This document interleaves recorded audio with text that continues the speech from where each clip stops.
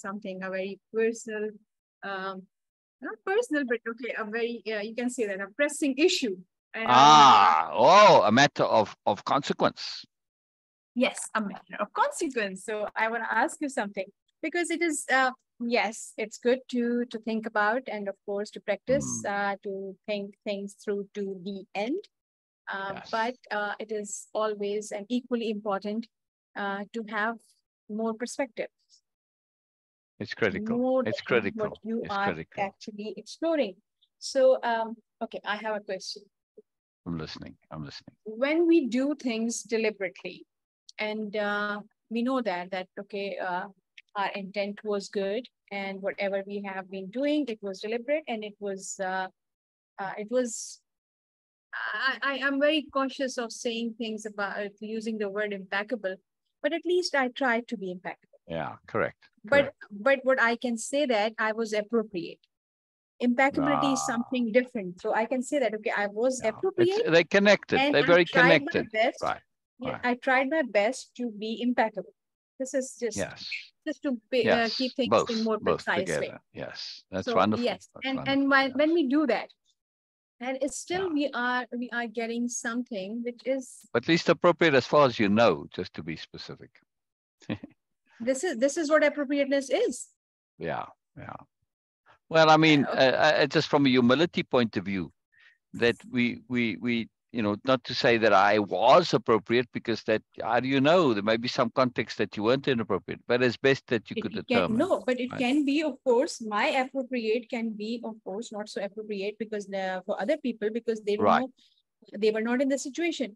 So for appropriateness, I can say that as per my awareness, I'm sure that I was appropriate.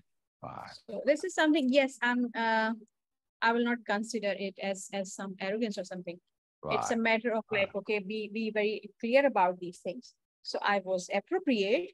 I tried my best to be impeccable also. This is what where my humility would come in. But for appropriateness, as for my understanding and awareness, yes, I was appropriate. Okay. Now both. So you made an effort to be diligent and thorough and scrupulous and conscientious and do everything you can in order to determine appropriateness and best use of energy. All right. Yes. To be clear, just to be clear.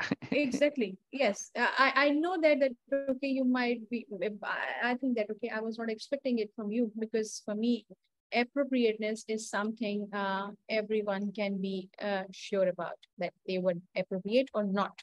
Again, because appropriate is something very personal, as per my understanding, as per my thing. So this is now, anyway. So the other thing was, yes. So please continue. Let me continue with this. Oh, please. I did everything. Yes, I did. Whatever was appropriate according to me, and I tried to be impeccable. And when things still give you some not so expected kind of results. This happens in life many times, that okay, you do something, you have done everything, but still you are getting something completely different, which, because of my appropriateness and because of my understanding and because of my effort to be impeccable, is not sad for me. No, not at all. But it just keeps pulling you back at what I actually have missed. But when I was doing that, I was being really thorough. I was trying to be really cautious of that. Okay, whatever I'm doing, my conscience is clear. Conscience is clear all the time. So that is still when I'm getting something not expected, how these things actually come up, and how to be satisfied with that outcome, or yes. How to be satisfied with. Capital T, trust. You've already done everything that you can do. You made every effort to ensure that your choices were made not only in the short-term context, but the medium-term, the long-term, the life-term, and in time, in all contexts, right? So you made an effort to determine the appropriateness. You looked at your goals, your motivations, you looked at the different contexts, right? Therefore, you determined appropriateness. Now, Further, you went and you did research, and you Yes. thought about it. You thought it through to the end, and you shifted to as many perspectives as you were capable of, multiple perspectives. You figured it out. You thought about it. In other words, you were conscientious, you were scrupulous, you were diligent. You didn't skip over anything. You weren't lazy. You didn't say, well, whatever. Or nothing like that. You weren't indulgent, nothing, right? So you did everything that you could do. The only thing that there is left to do now is to trust. To trust that however things work out is the best. Whether you can see it now or not, it doesn't matter. Yeah. Okay. You may have wanted a particular result. However, Yes. the universe says, Beena, you wanted to go down this path here, this particular road, and you said this is the road to take to get to where you're going. But you don't know that the bridge is down up ahead. Yes. So I'm going to throw you a curveball, and yes, you did all your research, you take the map, and this is the right road to take. But I'm going to have construction or something, and it's going to force you off this road, and you're going to have to take another road. And you're going to say, but, and then you'll see, later see, there was a flood, and it washed out the bridge. You don't know right now why.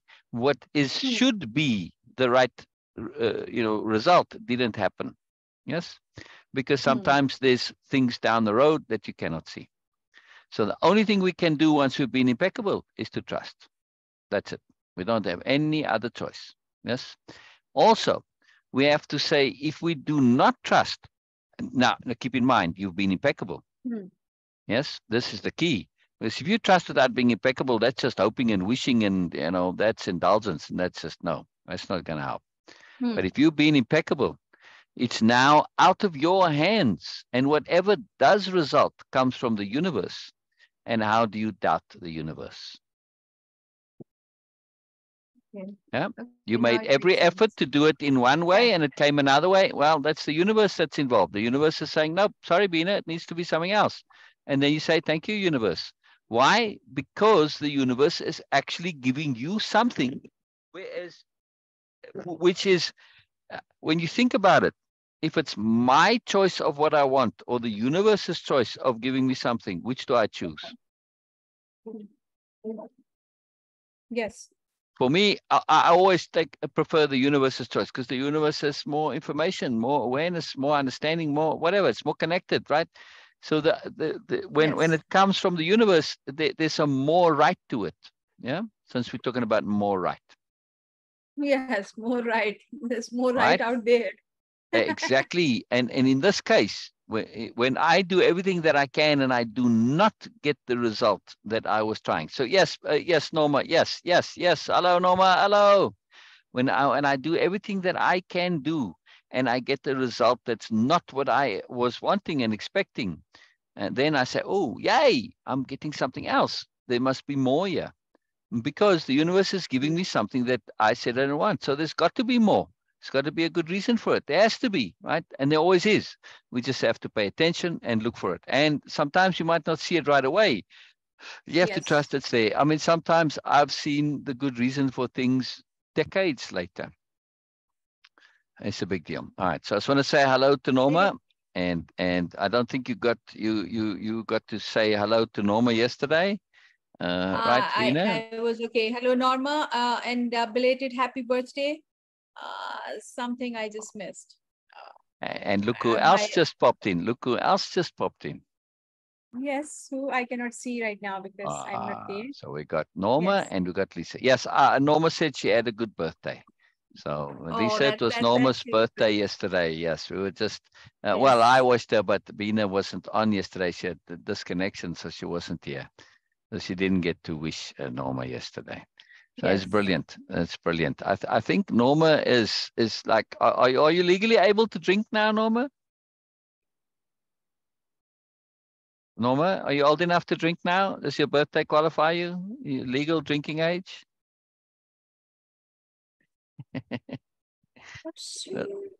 We'll see. We'll see what Norma says. We'll see what Norma says. Hello, Lisa. I'm glad you're here, Lisa. I'm glad you're here. Hello, Lisa. Yeah, brilliant. Brilliant. Oh, good. And Norma says, thank you, Beena. She's very appreciative of your wishes. Yes, I'm going to make a post, but It was. Oh, wow, wow, wow. Fantastic. I'm thrilled Lisa's here. I'm absolutely thrilled Lisa's here. Beena, Lisa, we were discussing, and Norma, repeat your question again. Let's go over this point. I mean, yes, I understand for somebody watching the replay. You say, but you know what? Okay. We just heard you say this. This is such a crucial question that Beena has, that it is well worth repeating, because you're going to see in asking the question is going to come out differently. And in my response to it, even though Beena now knows what I'm going to respond, it doesn't matter. The interaction is going to Of give course. an additional alternative perspectives on this point. Thank you so much. And Yes. Norma says in response to my question, he says, I think I legally have to stop drinking now. You know, I think that they should make a law that once you get past a certain age, then you can do whatever drugs you want to. I mean, where's the argument for drugs saying, well, it's bad for your health? I mean, seriously, you know, I mean, if I'm over whatever, if I'm past the age of the average age for my race and gender and whatever, if I'm already in bonus overtime, I say, well, okay, you know, so what if it's bad for my health? Yeah, like too bad, you know. There's If no logic to it, to me, to ban it then. Yeah, yes, if it is the only reason to not do correct, drugs, correct, because correct. Right. if it I is, realize it. But still, it's your choice, for heaven's sake. I mean, you know, okay, if you're gonna do, and you know, you're gonna go and harm other people, right? Fair enough. But it's fine, you know, it's okay, you whatever age you are, and you can say, I go to the university or something, and I'm a lab rat, and they give me all the stuff, and I experiment. It's like, what have I got to lose? You know, I don't know. I'm just saying, I think it's a sort of a fun reward for getting over the expected life expectancy. Here you go. Anyway, not that I would do it because it doesn't appeal to me, but still, yeah. I think for a lot of people it would be. So anyway, just a thought to throw out there. Lisa and Norma, what do you think of my idea of legalizing drugs when you get past your life expectancy age? Yeah, like I think in America, life expectancy for a man is like 80 years or 82, something like that. So hey, you get to 83, off you go. Go and do whatever you want. Yeah, right. If it feels good. I've only just become vegan. I need alcohol. All right. If it feels good. Yeah, exactly. You know, thing is, why I used to be keen on it when I was a youth, but I didn't have access to it, fortunately enough. But I've discovered since that many of these things, the idea and the reality are two vastly different things. So personally, I very much suspect that in the same way as alcohol and marijuana, which those alcohol, yes, I grew up in a, you know, basically an alcoholic community. I called it the booze religion. Um, and it doesn't work for me. I just, you know, you want to torture me, make me drunk. I mean, you know, then just make me eat vegetables, and boy, that'll be the horriblest torture ever. I might as well be in hell then. But it doesn't work for me. So the idea, and people love it. So for me, no, it's terrible. It's a horrible thing. I really do not enjoy it. Same with marijuana. It's like, man, it doesn't change my psychology anyway. It doesn't change my emotions. It just makes my body sluggish. I don't want a sluggish body for. There's no benefit in it for me. So I'm. No one says I'll let you know. um, uh, so I don't know. I suspect maybe that the idea of drugs, and I see this with many other things, where people do things because the idea is cool and wonderful, but the reality they don't actually enjoy. You know, it's very intriguing to me. It's very intriguing to me. So I'm not wildly motivated. Let's just put it that way. Yeah. Yeah, it's just I don't feel good, and you know I'm not so caught up in should that I can override that, because I saw this when I grew up. You know, where drunkenness was prized, it was sought after and bragged about. Oh man, I was so drunk last night. I passed out in the street, and it's like, oh really? And now you're saying this this is like said in a very bragging way, right? Yeah, I passed out right there on the pavement, and then I puked all over myself too. And you enjoyed this? I asked some people this. Yeah. You know, they never ever went to that thought. They bragging because they think they should. It's a profound exemplification of should and making out. And in their minds, this is the big thing. Or like binge drinking in colleges, just should. But who enjoys it? It's a horrible thing. So I'm not enamored by should, and never made me feel good. I was always focused on the reality. How does it actually make me feel, not how you say it should feel, because I know from food, you say cauliflower tastes wonderful. And no, sorry, it doesn't. Neither does cabbage and broccoli and cabbage and Brussels sprouts and, God knows all the rest of it. Thank you. Yeah. Yeah. I really admire vegetarians. I truly do. Because, man, that you can actually eat vegetables. Never mind being a vegetarian, just that you eat vegetables. I'd have a very narrow diet if I was a vegetarian or a vegetarian. I'd have to be a fruitarian. Anyway, I suppose I can live on cereals. Yeah, I suppose I could. Yes, it is amazingly atrocious in taste. You're quite right. You're quite right, Lisa. Again, it's for me. And I appreciated this because I saw my father and my brother, and to some extent, my mother wasn't the complete omnivore like my father and my brother, but they really would eat anything. And my father would take great delight in eating offal. Well, that's what we called it, which is basically, the snout and the paws and the whatever you can think to eat, right?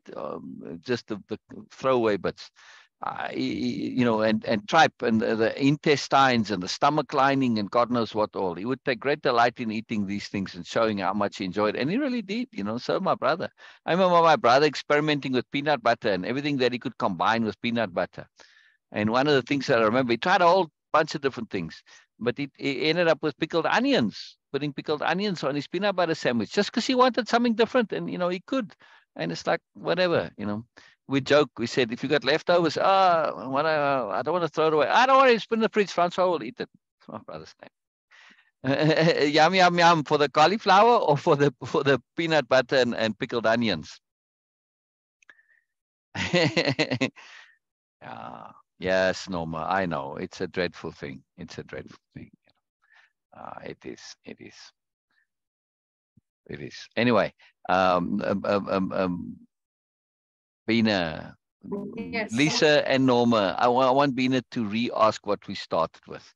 I know we're having fun digressing yet. Oh, I just want to say real quick, as much as I don't care for this, I love to watch people eat. Olivia, she loves all the stuff. Never mind just regular vegetables. The weirder it is, that's a favorite. I mean, she was eating kale and God knows what all long before it became popular, right? She's one of the people that probably made it popular. I think she's a bit of a food influencer in Sedona. But I mean, the weird stuff, that's it. I always joked, I said, I want to print out little labels and put it on the Tupperware in the fridge for visitors. I mean, every single Tupperware would have weird stuff, weird stuff, weird stuff, weird stuff, weird stuff. Yeah, anyway, it's my little fun joke idea. Nonetheless, I enjoyed watching her eat it. It's just too brilliant. It's like, man, you really enjoy this stuff. Rice, no, couscous, yes. What's the other thing? Not couscous. There's another name for it. That's a little small stuff that is very popular in Sedona. Wow, Lisa, that's fantastic. That's fantastic. I always ask my body what it wants to eat because, this thing of eating was of my very earliest memories, was a very profound deal. And it was a consequential deal. It was truly a matter of consequence, Beena, because not eating the stuff, I got hidings for it. And I got a whole long story of how I leveraged that situation and it forced me to be impeccable. It was a long deal. So, I had to bend over and I got smacks with a shoe. It's more about it was more about humiliation from my father's point of view. But yeah, he said, well, first of all, okay, so I ate the food and I never complained. I never said, I don't want this. I simply left it on the edge of my plate and didn't eat it. I didn't object. I didn't say I want something instead of it. I never, ever, ever complained about food. I simply ate what I could eat and that was it, right? Of the selection available. right? Yes, I love a quick, yeah, quinoa. That's the thing, quinoa. Yeah, of course, it has to sound weird too, and the weirder it sounds, the more attractive it tastes. Yeah. Age 28. Yeah. Wow. Uh, is that how old you think Norma is? Oh, since age 28. No, all right. That makes more sense. Yeah, quinoa. I love pasta, Norma. I absolutely love cereals. All the cereals. Doesn't matter, pasta, but bread, I don't, rice. Yeah. I never understand this hiring and all these things, like, okay, to humiliate people. Right. Okay, yes, you want Yeah. to give them, to give your children full nourishment. I understand this. Yeah. My father was a very different person, because he has to go through in his hostel Yeah. life, like, okay, because of the Yeah. financial situation, he had to eat bread crust, Right. mostly, like, okay, yes, at the end of the month. So, okay, because they were cheap, cheaper Yeah. after Yeah. cutting Yeah. off the sandwiches and all these things. So he says that, oh, they need to learn this. And I don't like bread crust in my childhood, and Yeah. also the egg white. So I used to just eat the center of the slice and the center of the egg only. And then he says, okay, just break it into the pan. And then, okay, just take out this thing. So it was not punishment of like any physical thing, but yes, Yeah. that was a punishment that you have to eat. And all Yeah. the green vegetables, for me, they were alien foods. And I really seriously believe in my childhood that they are harmful Yeah. for me, because they are disgusting in looks. Like Yeah. green must be alien. So this is not for me. Slimy must be alien, not for me. Yeah. So as the Yeah. slimy is still, Yeah. I can't eat. I can't. Yeah. But the Yeah. greens now, taste buds has changed, so I can eat. Right. But But at that time, I used to try to sleep early, get interesting. busy. Like, okay, I'm not Interesting. hungry Yeah. at all. Yeah. I just Yeah. to avoid Yeah. that. But it Yeah. was a big deal in But our childhood. That that's how the trouble started with the hidings, right? yeah, So you asked about the story. Anyway, I'll tell. It's a very interesting story. yes, I used to eat please. I was as just when putting right. it. So this was now I'm very young still, right? And you little kiddie, when you eat, you go sleep early. And I used to eat in the kitchen with the maids. We actually had some maids at that point in time. So later on, there in that town, we didn't. I don't know why, but anyway. So we still had maids then, and they would fuss. Oh, all right, well, you can't. But I just insisted on eating. They always used to object to me putting sugar on my porridge. Oh, it's too much sugar. Anyway, it didn't matter. Anyway, so, but then you get a little older now, and I think it's just about starting school. All right, are you going to go and eat dinner with the rest of the family? Because I got an older brother, older sister, and the one sister younger. So I guess she must have come at the same time as me. She's a year and a bit younger than me. Anyway, so now we're eating at the main table. So now, of course, the parents can see what you're eating, because they were still both around at that time, and what you're doing and not doing. Right now, I'd already established my eating patterns very firmly by that time. And it's not like some things you sort of just don't like. They're not wildly tasty, but you can eat them. My body actually wants to wants to throw up when I eat the stuff. It's not like I have much choice in the matter, right? It's I might as well be eating dishwashing liquid or something. It has the same reaction, right? It just doesn't want to work. At any rate, so now I'm sitting and I'm eating, and again, like I said, I was very conscious of not complaining, not saying that I want extra, want something in place, or objecting to it being on my plate. Say, why is this on my plate? I don't eat it. None of that. I was very, very, very aware in this, that I just ate my things and that was it. And I didn't complain. It's okay. I thought it was a bit of a waste that they put it on my plate, but still. Anyway, so yeah, my father says, eat it. And, I just don't eat it. And he says, if you don't eat it, you know what's going to happen. Again, I don't say anything. I just don't eat it, right? Because I also understand what's going to happen, what's coming. And I'm aware that if I start objecting, I'm going to justify the punishment. I was very acutely aware of this. Yes, I know it sounds weird, but kids are more aware than we give them credit for, way more aware. They learn to be unaware, in my opinion, right? So I'm 6 years old. And so now he says, okay, come, stand, bend, touch your toes. All right. So I know what his game is. At 6 years old, I'm fully aware you're trying to humiliate. I say, well, if this is the best you got, well, fine. It just doesn't humiliate me. I'll be happy to stand and touch my toes, like no big deal. All right, so makes me stand a while. And it came with a shoe, and I got a couple of smacks with a shoe. Now, a shoe is not a wildly painful mechanism for getting smacks with, because it's big and broad and it spreads it out, so it's not the end of the world. So, okay, it's not wildly fun, but it's not like real super horrible either. I mean, you don't want to repeat it if you can help it, but let me just say it can be worse. All right, so now the key element of strategy. I go back to my seat, but I don't show anything. No anger, no resentment, no blame, no criticism, nothing. The only thing I show is a wee bit of disappointment. And I know this is going to leverage my father, because I know he's an egomaniac by this time already. Yes. Now, when you do something like this, if you got anger and resentment, then the person giving you the hiding feels justified that you deserved it. But disappointment, all he looked like now is a big bully. Yeah. So I go back and I say, of course, I don't eat my food. And all right, so next meal comes, same thing happens again, right? And I do the same exact thing again, just showing that little bit of disappointment. Not one iota of resentment, anger, upsetness, nothing. It's like, okay, if I'm going to have to endure this, it's a bit of resignation thrown in with the disappointment. If this is the way it's going to be, this is the way it's going to be. But now, of course, it's day 2 already, and there's girls there, my mother, my sister, and my younger sister, and they're like, oh, shame, poor, and now he's got pressure. Now he's just looking like this big, mean, bad bully, and I know he's got a great big ego, and he doesn't want to look like the bully. So now I put him in a quandary, because me showing that I'm willing to do this, he's going to have to go through this whole rigmarole every single day and look like a jackass and a big bully, and he can't argue with me. He can't resent. It's like, fine, that's the price I have to pay. It's the price I have to pay. He can't, logic, because I know he likes to be very logical. He can't argue with it. So, of course, what's he going to do? He just ignores it, and it stops existing for him. He just doesn't pay attention to it after that. I won my freedom on that day.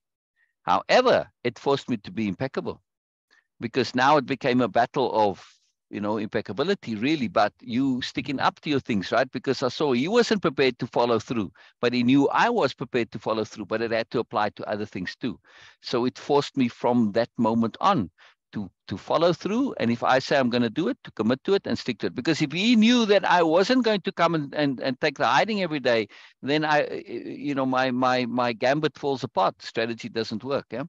So this was a very profound thing, and it really worked out well for me in the end. So, but from that day on, I ate whatever I wanted to, and I never complained. I never asked again. Same strategy, but I was never bothered with food ever again. Yeah. Yeah, it's what they think is good for us. Exactly. I figured that your body's taste buds surely let you know what's good for you. And I've never eaten vegetables all my life, and I can't say I've had a sickly life. So, for whatever reasons, I came out of the box with bad tonsils. I mean, I had tonsillitis like way early. I nearly died from it a couple of times around that age, So who knows? Sometimes the body just doesn't come out of the box right. But yeah, and again, too, the issue wasn't so much that he cared about the food. Obviously, he didn't. Yes.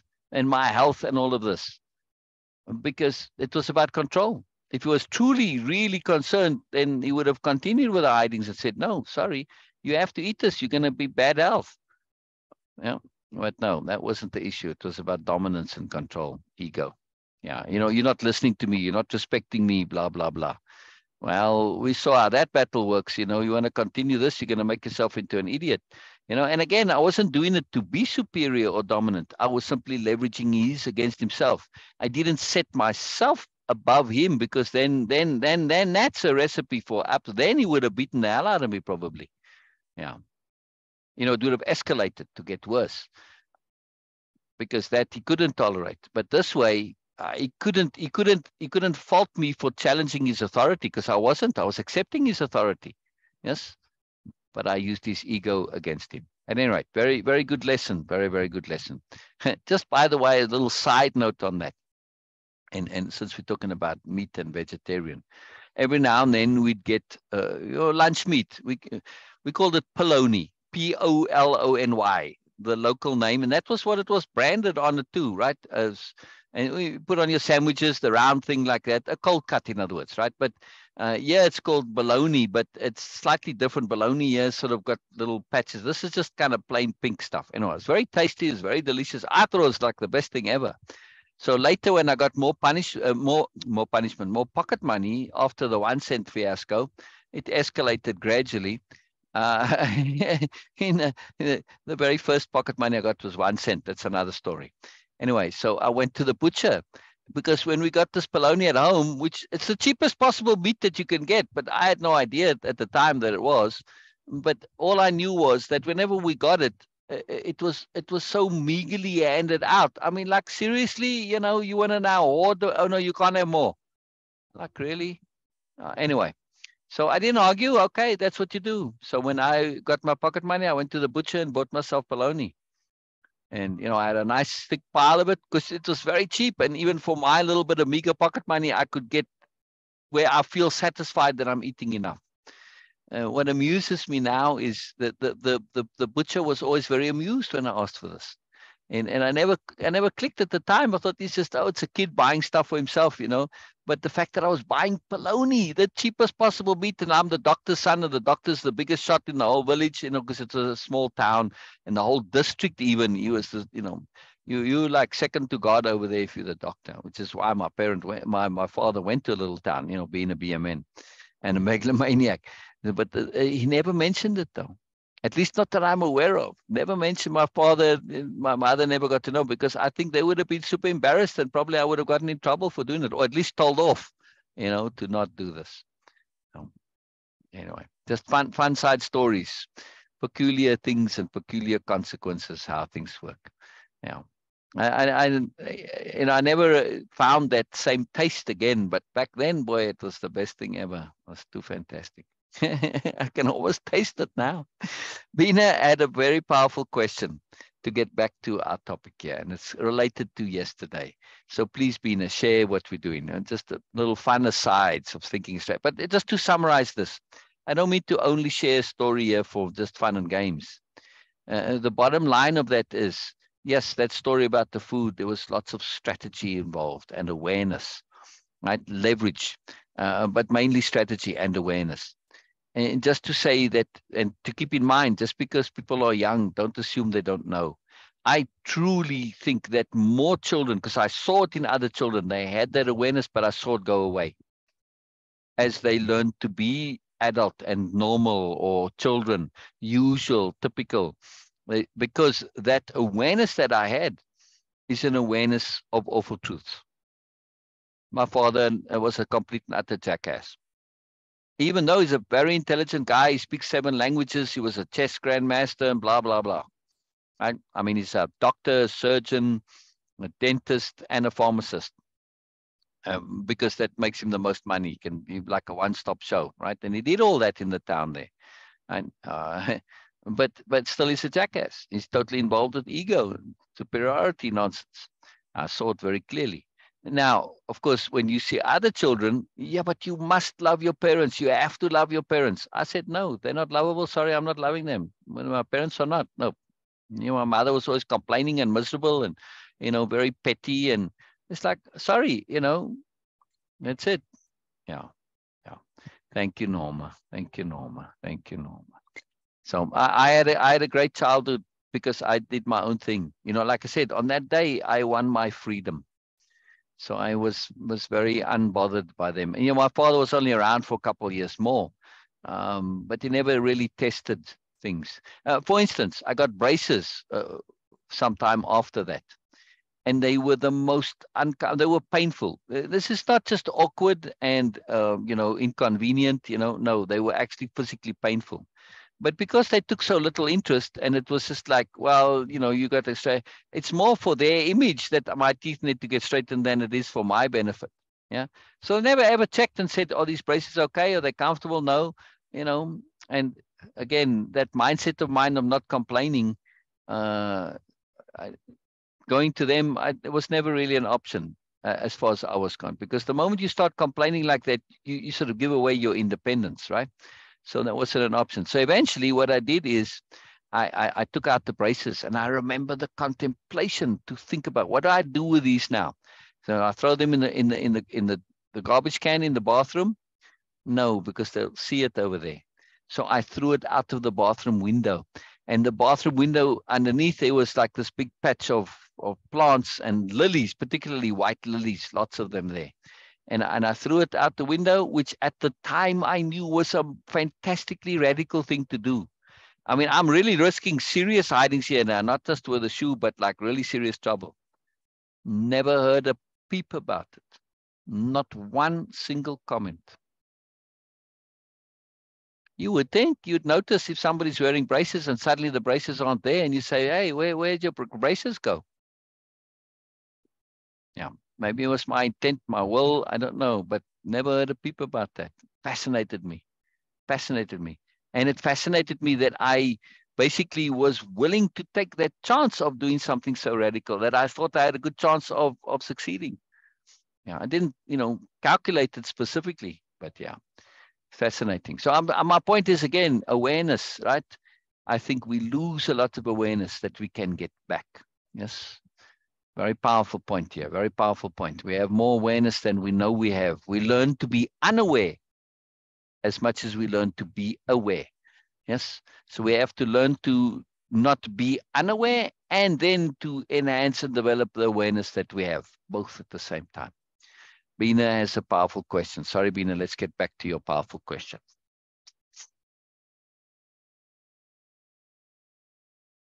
I have lots of stories like this from my childhood because I remember them. I remember them very acutely, and I think they are very powerful stories of awareness. Yes, I was brave. In that moment, I was aware that I was brave, Noma. It was truly an unusual thing for me to do. By throwing it out the window, I actually surprised myself. I was surprised at my bravery, because it's not like I took it out in a fit of annoyance and anger and threw it out the window. No, it was a calculated thing. And it surprised me because it didn't make logical sense. It surprised me that I would do something which, under ordinary circumstances, would be the most ridiculously foolhardy thing to do. And turned out good. So something in me knew I would get away with it. It would not be a problem. But what does it say about my parents and my siblings? Not one single one of them ever asked, hey, where are those braces you had? And I must have worn it for like a couple of weeks at least. Even 1 week, even 1 day, for heaven's sake. You live in a family together, you know about such stuff. Isn't that fascinating? That nobody It is said a word. fascinating, but I have a question. Yes. What could be the different perspective on this? Oh, that's Other a than great question. That's a great question. Yes. What do you think? I agree. I may be missing something. Like what, Beena? Like what do you mean? I'm just trying to understand, because this is something I have been from you, of course, and because not just that you were teaching me something, but because Yeah. of your practice day to day, every Yeah. single moment, this is what you practice. Yeah. And I can say that almost every single time you gave me a completely different perspective, and it Yeah. changes my world Yeah. right there. My whole Yeah. perception. That's why I say that, okay. In view of impeccability, you can, all caps can, change your past. Yeah. Because Yeah. because now it is a completely different understanding of my past I have. So I just want to explore that, okay, what Yeah. that could be. Wow. Maybe you were, because as you say that, okay, I came out of box like this. You are a different person, and it's not like, okay, it's not a perception, but uh, from your childhood memory, whenever you share, from the Yeah. very tiniest trivial one to the most profound one, you proved that you were a different person.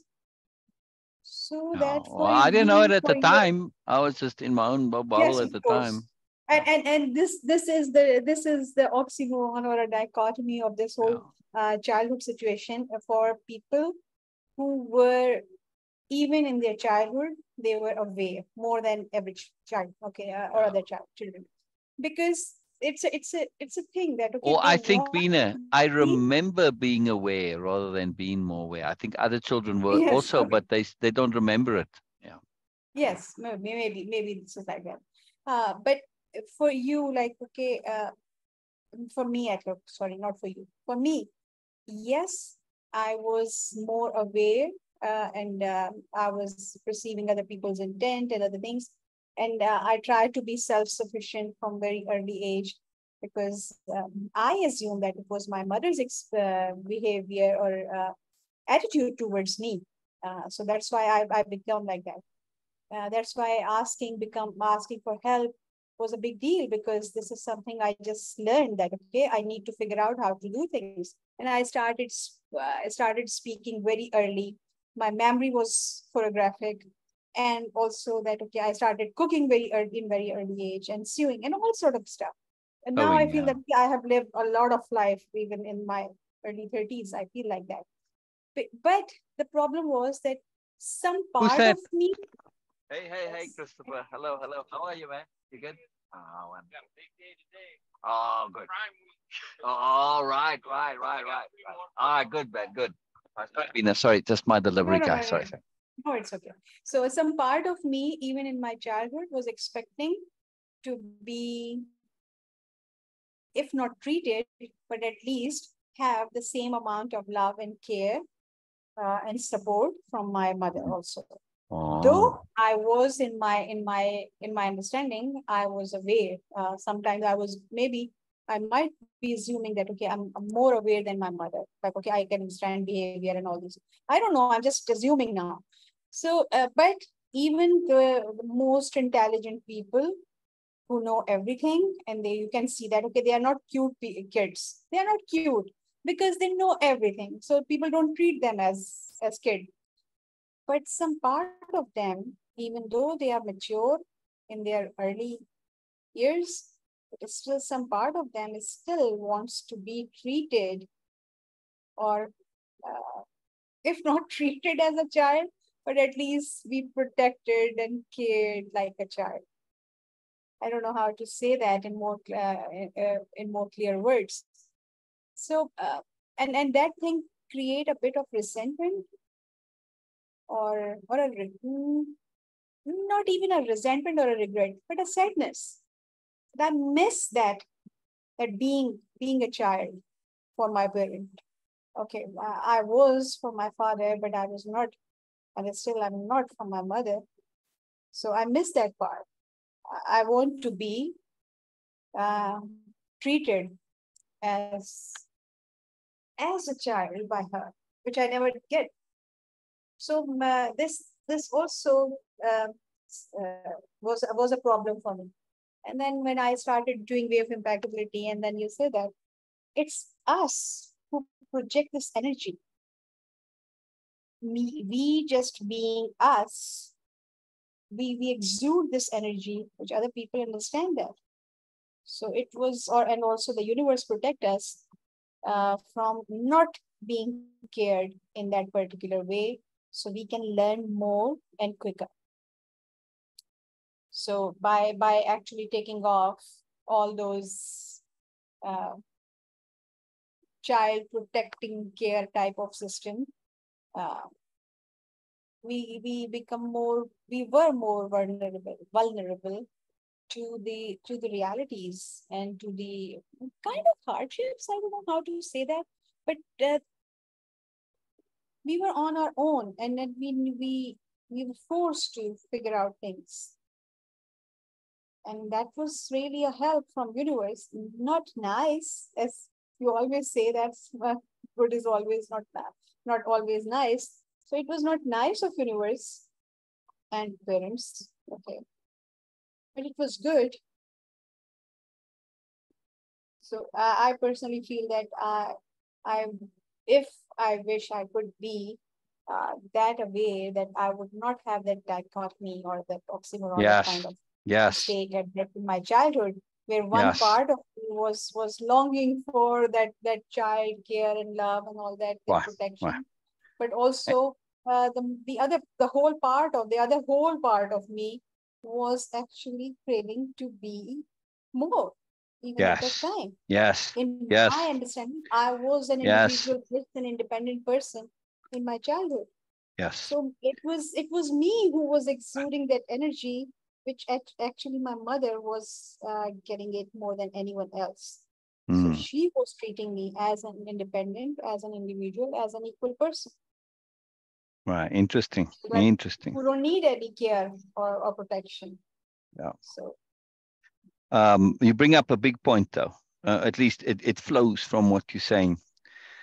For me, I spend much time and have, I mean, a huge portion of my thinking, whenever I think things through to the end, when I consider actions and behaviors, and I look back, especially at memories like this, my thinking is, yes, I'm looking to extract the moreness and value, but I'm very thinking in a sense. I look, not in a sense, my core strategy is to say, if I were in a similar situation or the same situation either way, what attitudes would I need? What character traits would I need? In other words, to look at the situation with the food, it's not to say, oh, I must remember to show that bit of disappointment and then resignation. That's not the thing to remember. The thing to remember is to understand about important self-importance psychology, to understand about leverage, and to understand about strategy, and to think longer term. Yes, that's hmm, what saved me there. Now, is that useful in only that situation? No, it was useful in many other situations, right? I understood it in many other circumstances. And that's what I look for. Whenever I look back at my memories, when it succeeded, in this case, it was really fantastic. Like I said, I bought my freedom that day, and I had freedom after that, freedom and respect, right? And I was never challenged again, because from that, my father knew, at least until he was there, but he knew that I would follow through, that I was prepared to back it up with action. And I was, at the time. I didn't know it would only be, I think it was only 2, maybe 3 hidings, right? I didn't know how long it would take. I was, well, that has to be, it has to be. Right? I mean, I also really felt that it wouldn't go long. I knew I'd succeed in my strategy, but I couldn't be certain. But the key point to take away is this: what are the essential elements that aren't situation specific? And that was understanding the superiority paradigm, understanding ego, self-importance, and particularly, that's not enough. You've also got to understand leverage, right? And also through leverage, strategy. Yes. So when you put those three combined, now you've got tools which you can use in that situation or something similar, if it were to happen again. And I think of this all the time. No matter what I do, I look to pull out those abstract elements. Now, one could say, if you look at my life, right? And since I've been spending this whole life, maybe in the previous life, I was doing the same thing. And I did carry over, not as a memory, but as a quality, this understanding of strategy, of leverage, and of psychology. Yeah. I really feel that there's a great point to that. So I feel, though, that the lesson learned, maybe I had learned it before and learned to think this way, and it carried over, because that really helped me, having that awareness. Where did that come from? Certainly didn't come from my parents or from anybody in the town. There's nobody, or reading, or a TV. There was no TV. There's no radio either. No books either. Well, not at that stage, I don't even remember storybooks back then. Yeah, yeah. Yes, very interesting, Beena. And we're going to come to your question in a moment, Beena, that you started the live with. I just want to make one comment on Norma's comment here. Norma says, I was so brave. Yes, in one sense, Norma, but I was being strategic. Yes, we're throwing out the braces. That was kind of brave, yes. However, you say you were scared of my parents. Now, I can't say that I was not scared of them, but I can also say this, in the sense that I had to be careful and cautious, yes, but I didn't live in fear, which is a different thing. Yeah. At the same time, I lived in strategy and I lived in awareness. I watched every single thing that I did, not just because of my parents and getting hidings from them. I only got one real hiding from my mother, and that was first and last time. End of story. Right? My brother and I were playing with the ball, and she said, "Don't play with the ball here." And we continued to play, and then we got a good hiding. So there we go. Just smacks on the backside with a hand, but it was little and it was significant, and it wasn't fun. And of course, I went last, which is the worst. If you're ever in a situation as a child, don't go last when it comes to hidings. Go first, because now you're hearing the other one wailing and crying. It's like, man, it escalates the terror. So anyway. But so I was very acutely aware of consequence, and especially at schools. I went through most of my school years, never got any hidings, right? Only later, just stupidity, and it's my own fault. But I could have gone without it. But again, when you start to think strategically, especially after age 10, when I started to pay attention to awareness, literally to awareness directly, then I became horrified at how many stupid things I was doing that could easily get me into trouble. And it just was horrible. And it stuck with me how unaware and how stupid I could be, which is, it's why, so much comes from that, so much value.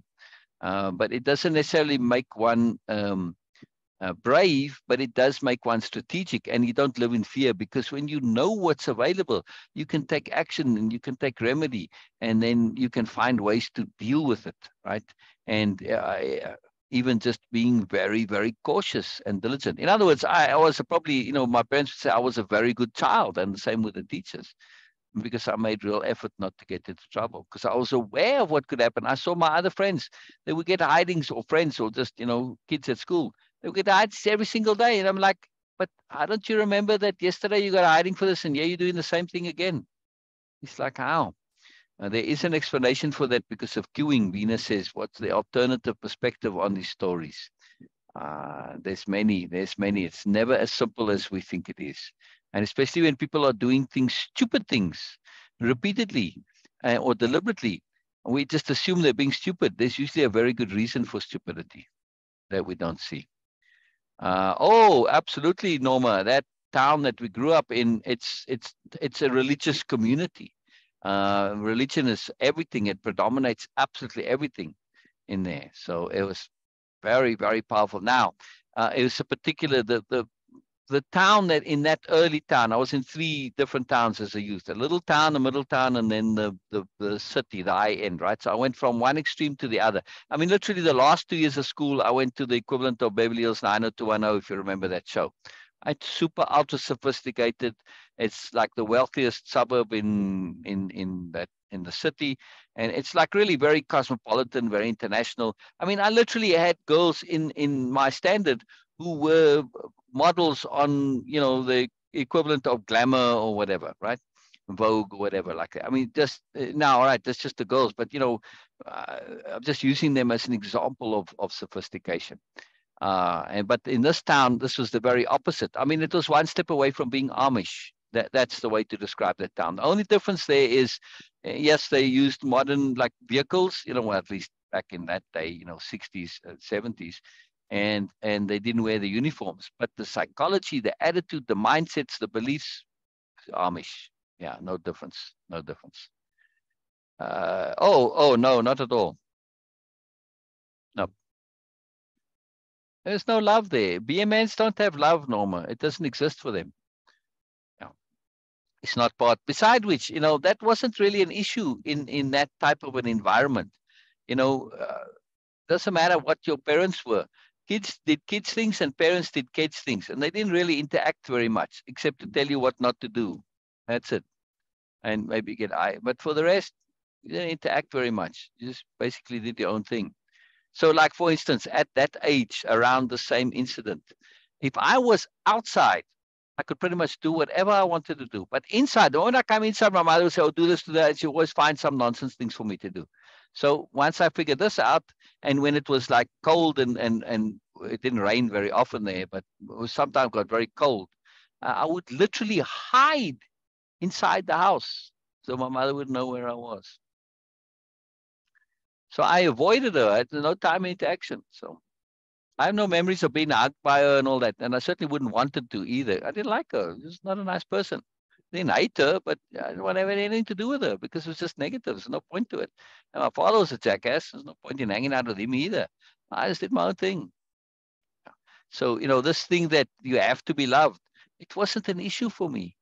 I didn't feel unloved, but, certainly to be loved by them would probably have been like, ew, it would have been awkward.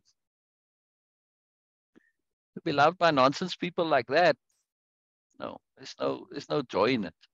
And we assume that everybody has to be loved. Nonsense. You can be independent. You don't have to be loved. I wasn't dependent on it. This is the idea we get taught. It's not something that's innate. I was happy doing my own thing. I figured out how to do my own thing. I spent much time on my own, and I sought out remote places where I could be just there in nature on my own, even though it was on our property. That first property was just a fantastically marvelous property for a child, by the way. Up in the trees, the little cubbyhole up in the corner of the house. It's a whole long story, the corner of heaven, I called it later. So yeah, it was not an issue, Norma. It was not an issue. And it didn't make me feel rejected, unloved, none of that. No, those are all assumptions that people have. Like I said, I was quite happy in my own bubble, in my own world. I was responsible for my own happiness. And I knew that I just had to be patient. I'm in a circumstance that I don't have much choice on, and I'm making the best of it. And I was quite happy. I didn't have any complaints. Maybe I should have, But to me, complaining was just out of the question. Like I said, the moment you start complaining, you give up your independence. My independence is worth too much to me. Very interesting question, though. Very interesting question. A lot comes to that. So the key point I'm also making is to not assume that the paradigm and the usual is so for everybody. It's not. I'm just sharing. My childhood was so different. And, people always ask me, when they want to, they make friends on Facebook. Where are you from? Where did you grow up? And all this. Me and my brother, we grew up in the exact same household, under the same situations and everything. And I'm a completely different person to my brother. Not even close. Or to any of my siblings. So what does all that stuff tell you? Where I'm from, who my parents were, what my parents did, blah, blah, blah. Doesn't mean anything. Right? So we have to really rethink what information we get from people that makes us think we know them. Yeah. No, we don't. We don't. Yeah. So no, and I can't say that I was loved, because BMNs, they don't know how to love. Narcissists, they don't have love for themselves. It's in it. All my parents, the only things that mattered to them was status and importance, ego, looking good, having people's admiration, respect, blah, blah, blah. They were obsessed with this. That they all look at the thing with the denture, the braces. That wasn't for my benefit, obviously. Where's the love there? None. Zero. There's nothing to do with me. It's all about them. Oh, I can't have a child that's got squiffy teeth. Well, you had a child with squiffy teeth. You didn't follow up. But, once the idea comes and they've sort of dealt with it, it's okay. It's done with now. And they've got other stuff. It goes out of their mind as importance, because it's kind of taken care of. And they don't think of it again. And, I learned to be unobtrusive. And I guess they probably didn't even see me after a while, which is fine by me. I don't want to be seen by you. Your attention is not positive. Like I say, it wasn't negative necessarily either, but there's no value to it. None. I understood then already that when it comes to BMNs, black hole personalities, essentially, the only way to deal with it is to not interact with it, right? That's it. Stay away from that. Beena, let's get back to your question. I know I keep coming back to it, but we don't get back to it. So what were you asking when we started? No, it was good. Sorry, one more point. I'm saying, Norma, don't feel sorry for me. Yeah, and I need to feel sorry. Be appreciative. I look at my childhood and I say, man, I could not have chosen better. It was fantastic. Everything I needed to learn, I did. Look at that thing with the food. and my father's importance and how he was. I bought my independence with that. What a gift. What a gift, gift, gift. Yeah. Same thing with the braces. I did something radical. Later in life, doing radical things. It was profound. Like when we headed off into the desert, that was a radical decision. And I made that decision, yes. And a radical decision to change my life to live in attunement. This was living exactly opposite to the way that everybody else lived and that I've been taught to live. And this was the most ridiculous thing, potentially, if I'd ever discussed it with other people. But it's an incredibly ridiculously radical decision. But man, what magic came from that? So it's all wonderful, Norma. All absolutely wonderful. Really, really wonderful. Perspective shifting. See the bigger picture. See the bigger picture. It's awesome. Awesome. Go ahead, Norma. Beena, go ahead. Go ahead. Sorry. This time, are you serious about it? Okay. Okay. I'm just kidding. Actually, it was good because it brings out so much more into this. Thank you for sharing. Because somehow I feel that we all are here. We relate to this. Not exactly same, of course, but somehow. Anyway, so my question was that when we are in a situation, when we are doing things as per our own understanding and awareness, we are completely, or we were appropriate, and we were trying to be impeccable. My conscience is clear. I did my best. Okay, of course, there is always a room for improvement. But when we are doing things, and when you know that you were appropriate, you were trying to be impeccable, your conscience is clear. You go through the checklist. Yeah, did, yes, everything is done, and still we get the result, which is completely unexpected. What to do and why this actually happened? That is the question. And what's your answer on your own question? My person, at that time when I was asking you a question, that you can never be 100% sure that in any situation, even though you are appropriate, the situation and circumstances are appropriate and impeccable for other people. Because every business in this world is with someone. So when another person is involved in something, you cannot be 100% sure. How can we say that, okay, yes, these were the things and everything will go according to plan? It cannot be. So that was my response. But of course, when you discuss and share, so now it's a different perspective. But I want you to please share this again, or maybe more. Right. Well, I was hoping that you'd kind of, think about maybe just share what I shared, put it in your words. I think that'd be very powerful. No?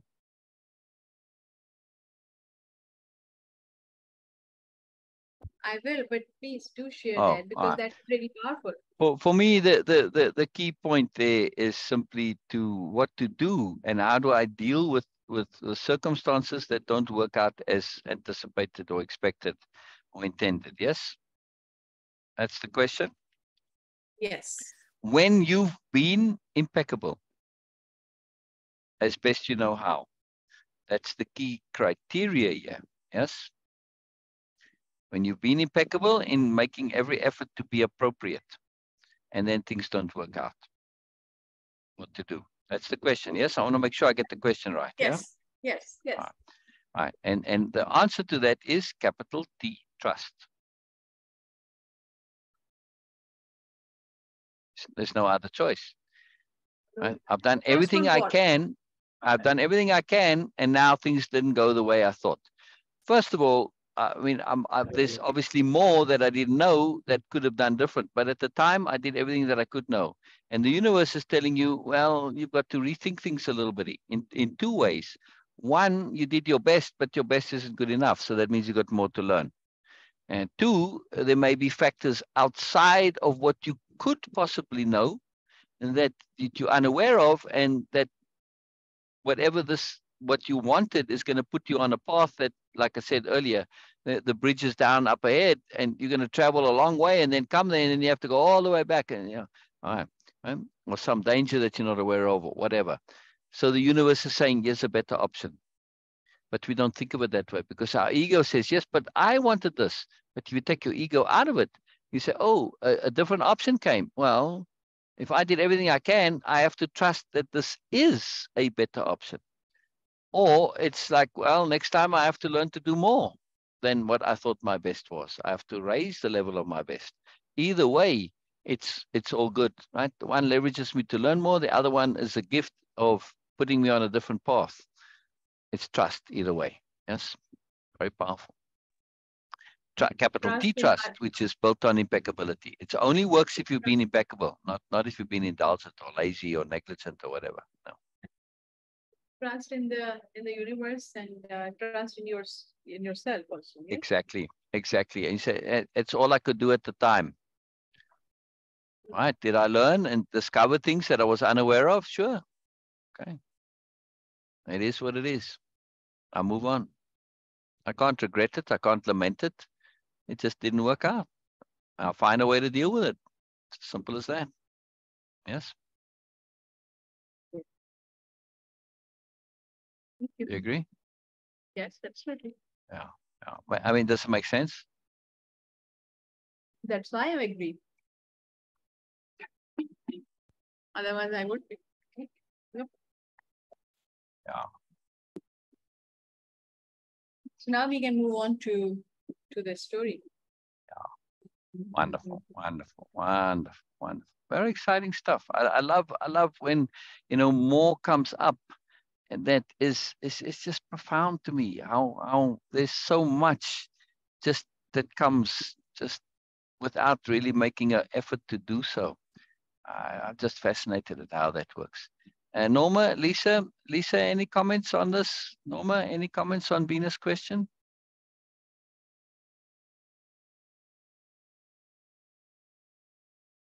No, nothing. Okay. All right, we screen share. It takes time. It takes time. So just give yes. While they're doing that, I'll screen share and go to where we were yesterday. Sure came and read when you weren't here, which was wonderful. Well, she was able to come. It's not like she doesn't come when you are here. She just happened to be able to come, which was fantastic. Look, she can't come today. Yeah.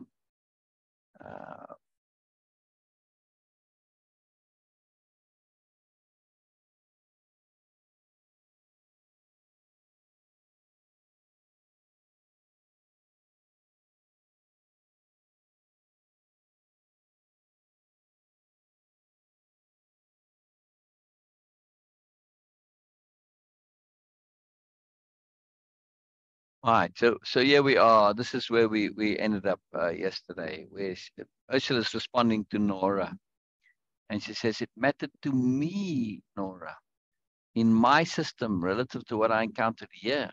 I realized it was silly to feel that way, but habit, not only habit in my case, but also deliberate intent to maintain and live and use that system. Those are hard to let go. The superiority paradigm system that she was very expert in. But it mattered to her, right? That she change or do something about it. It wasn't something that she could let go, because she'd have to be dishonest with herself. That's why I was in a pickle. I could not interact with Biella and be me. That was my dilemma. You read, please, Beena. You read, please. Yes. Oh no, Norma. I love hearing what you say, and it's always such a joy. It's such a joy. It really, your comments really matter to me, Norma. I cannot emphasize enough how important they are. So please share. It's a big deal. It's a really big deal. It's a very big deal. I mean, look at your whole question about love. Right? I mean, I shared very different, very radical concepts there. Right? That it's a should perception, and unhooking from should is, boy, of all the things that I can say made a difference in my life, that was it. Like we talked earlier about the drugs and the drinking, because I had unhooked from should at a very early age, this idea that I don't, you should love your mother. I mean, that was said out loud, not just by parents and adults and teachers, but by other children too. I remember this one boy, Alwyn was his name. He put the bicycle in front of my brother's bicycle when I was riding on the handlebars, and I went over and I had to get stitched on my chin. Anyway, that was him. He specifically was having some discussion, but you must love your mother. You have to. She's your mother. And he was insistent on this point. He's one of the kids that I saw that had awareness that went away at that age already. That was like at age 6 when he was saying this. Yeah. First year of school. He was over and over, but you have to. You must. There's no choice. Doesn't matter what. You have to love them. Repeating the should. I said, no. I thought about it then. I said, no, if they're not lovable, how can I love them? I thought it through to the end. I thought about what he said. I didn't just accept what he said. I thought about it. Anyway, so it came from your comment. That's my point. That, it lost Beena now. Oh, dang it. All right. Well, hopefully Beena come right back. So please don't zip. Please don't zip, Norma. Please don't zip. It's super important, your comments. They really matter a lot. They open up doors, Norma. They open up doors. So please say. You too, Lisa. I don't know if you're still here or not. I hope so. Ursula sat down for a bit, then stood again. If I were to interact according to the me I have always been, I would just be inappropriate. This is a big deal. And I see this on a regular basis. This simple point. And how Ursula is acknowledging it. And what does she do about it? I see people recognize, if I were to interact according to the me I have always been, I would just be inappropriate. They recognize this. But their choice of action is to not interact, is to avoid, is to leave, is to go elsewhere. Initially, Ursula was limiting her interaction. She didn't share. She didn't say anything. She just observed. But actually, she wasn't really observing. She was processing inside and trying to figure out how to deal with all this, working it through. Yes. She didn't run away and said, I'm out of here. This is no good. Right? She didn't withdraw. Right? To kind of check out. I mean, she could still have been a delegate, but like, well, that's your thing. And she's just be in her own bubble. And I see this happen with people, but she couldn't reconcile this. That's why she said it mattered to her. Right? And she didn't want to just be inappropriate, and she didn't want to not have a way of not being able to interact either. She was in a jam, in a pickle. She was in a conflict, in other words. Right? Whatever I would say or add just defaulted to the ego and status perspective. She realized that was her only options then. She realized how petty and childish that was. But instead of saying, well, I'll just not interact, she said, no, I'll find some other way to do with it. Yes? That's no good, yeah, she says she's responding to Norma. Right? Ego and status, that's no good, yeah. That system, it doesn't have any value, yeah. I was at a loss. This would be fine if I would just treat the whole thing as an anomaly, ride it out until I got back to my world and then forget about it. But I could not do that. Ursula is deeply, deeply honest and particularly self-honest. Yes, that was a big statement of Ursula. Absolutely. It's a huge one. Yes, Norma. Yes. Right? She's saying, but I can't just, kind of deny it and ride it out and treat it as nothing and go back to my own world and carry on as if it was like nothing. Right. Ursula looked at Biella. You got into my head, as we would say in my world, completely. I could not leave it alone. I knew this without a doubt. That was my dilemma, because she's honest, right? She'd have to lie to herself and practice deliberate denial in order to get rid of this. Lie to herself. She can't do it. That was my dilemma. I knew I would not be able to return to my life with any semblance of continuity. I would have to massively lie to myself for that to happen. Sadly, I see people do this. They come into contact with moreness in a situation, an environment where they can't be themselves. They need to change in order to deal with it. And they don't want to change. They don't want to start again. They don't want to start new. So they just pretend like, oh, or find some other reason, or, find flaws or find problems with the situation to say, whatever. Right? They find some reason to back out of that, what the universe is putting you in, to say, you know what, you thought everything was all cozy and fine in your bubble, but you realize it's a bubble. Well, the only thing to do is change. That's what the universe is telling you. But we're very reluctant to change sometimes. We're so afraid of change. And why? I'm actually keen to hear on this. I hope you're still here, Lisa. So I'm very keen on your perspective on this too. Norma, why are we so afraid of change? I'm asking very seriously. It's a very earnest question. I have some ideas on it, but I'm keen to hear. I'm keen to hear. Oh, you know what? I will have some cereal. I'm feeling rather strange, Norma, just by the way, in my stomach. So we'll see. We'll see. Why are we so afraid of change? I want to know. Anybody listening to this on the replay, please share. Please share why you think people, or if you are one of them, yourself or others, why are people afraid of change, or yourself? If this applies to you. I don't know if it does or not, but and particularly my question has some nuance to it. Why are we afraid of change, which we ourselves believe is good and needed and necessary? Despite us knowing it's actually, there's a need to change and there's value to the change, we're still afraid. Why? What's that inhibiting factor? I'm very fascinated at this.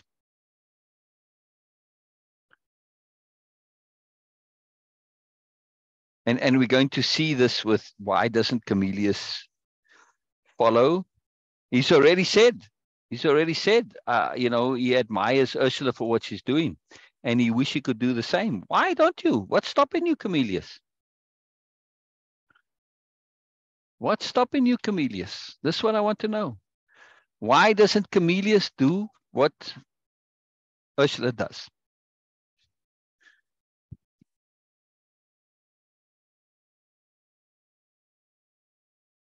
Because we can see more than one ending, but you also see that where you at now, like Camillus, he realizes that if he doesn't change, like Ursula, right? Let's stick with Ursula rather, because she's laid it out. That if she doesn't change, then she's got a negative result. Her life was fine before, but now that she's more aware, it's not so fine anymore, right? The new awareness has made her aware that the life she had is not fulfilling. She's not going to be satisfied with the life she had. Maybe Camillus is satisfied with the life he has. It's quite possible. Or satisfied enough, or he can fool himself into being satisfied with it. I don't know. It's quite possible. We are not sure of the result. But you are sure of, like Ursula, she's very sure of the result of not changing. Right?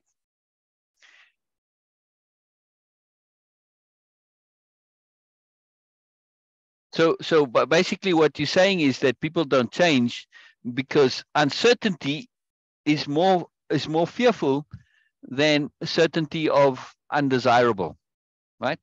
Okay, Ursula's going to go back to her life and it's not going to be fulfilling. It's not going to be really rewarding, but it's not going to be painful or stressful or, horrible. Well, there'll be stress in it, but it's not going to be painful and nasty and ugly and lead to disaster. Well, kind of. But you see my point. When you start thinking it through, it's just idea. What's the change? Is the change going to lead to pain? No. We just because it's unknown and we don't know, we have this negative association with unknown. But the moment you say, well, what do you think in the unknown? What could possibly happen? Well, compared to going back, are you going to be happy going back? No. Are you going to be miserable? Yes. And do you think that change is going to lead to this? Well, it might, but you can always go back. Even if you do decide to change, you can still go back. So where's the risk? Yeah. In other words, what I'm saying is the reason that people don't change in situations like this is for no good reason, really. All right, some of them, well, I'm going to look stupid. I'm going to be foolish. I'm going to expose my ignorance. Now people at least have I think maybe I know a little bit, but it's like, they say, don't open your mouth because then people think that you don't know. But open your mouth and then they know that you don't know, right? So keep your mouth shut, darling.